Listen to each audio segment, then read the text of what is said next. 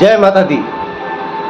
आज new India news पे हम आपको दिखाएंगे रेवती गायघाट क्षेत्र की दुर्गा पूजा पंडाल और यहाँ की मूर्ति की विशेषता। आप देखिए और आनंदित हो जाइए यहाँ के दुर्गा पूजा के भक्तिमय माहौल में। देखिए आगे रेवती बाजार से एक सुंदर पंडाल लगे हुए हैं।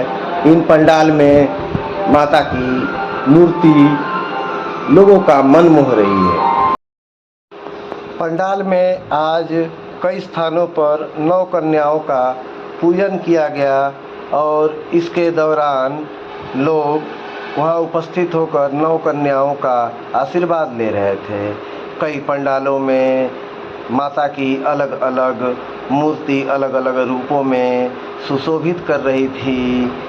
वहीं पे कई जगह पर पंडालों में जाकर देखा गया तो वहाँ पर पंडाल को इतने विशेष तरह से सजाया गया था कि पंडाल में जाने के बाद लगता था जैसे हम स्वर्ग में आ गए हो। वहाँ की मनभावन माहौल को देखकर कोई यह नहीं कह सकता था कि कोई आम छोटे से शहर कस्बे का यह पंडाल है।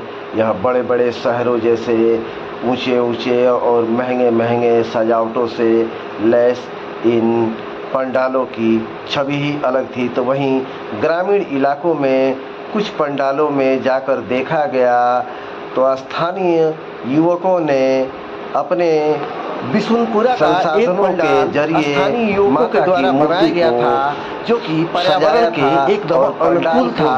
इसमें कोई भी बाहरी ढंग से सामानों का ज्यादा प्रयोग न करके आसपास के घास पेड़ पौधों से भी सजाया गया था जो देखते ही वहाँ का युवकों ने अपने माध्यम से अलग रूप से प्राकृतिक संसाधनों बना रहा था। साथ में लेकर पंडालों को सजाया दर्शनार्थी भी अपने आप में जा रहे थे। इसी दौरान लोग आसपास के शोभा के दौरान पंडालों में लोग स्थानीय युवकों के द्वारा प्रतिमाओं को लाइट से सुशोभित किए थे। मनमोहक लग रहा है। ऐसे में कहीं से भी ऐसा नहीं लग रहा है कि पैसे की कमी की वजह से माँ दुर्गा के छवि में कोई कमी रह गई हो या पंडाल को सजाने में कमी रह गई। लोग अपने दिल से मन से तन मन धन से लगकर पूजा की तैयारी में लगे थे। इतना वजह है रूप दिया गया था। वही रेवती बाजार में सभी युवा क्षेत्र का एक ऐतिहासिक दशहरा होने जा रहा है नजर आए। आज नवमी के दिन सभी स्थानीय युवकों ने विधान है इसीलिए एकत्र होकर हवन कर पूजा पाठ किया और माता का आशीर्वाद लिया। इसी दौरान रेवती बाजार से सटे एक 108 हाथ की माँ दुर्गा की प्रतिमा अपने आप में एक विशेष प्रतिमाओं में रही। इसी दौरान अलग अलग पूजा पंडालों में माता की मूर्तियों के सामने 9 कन्याओं का पूजन भी किया गया। उन्हें प्रसाद खिलाकर उन्हें खुश करने के लिए अलग अलग उपहार दिए गए।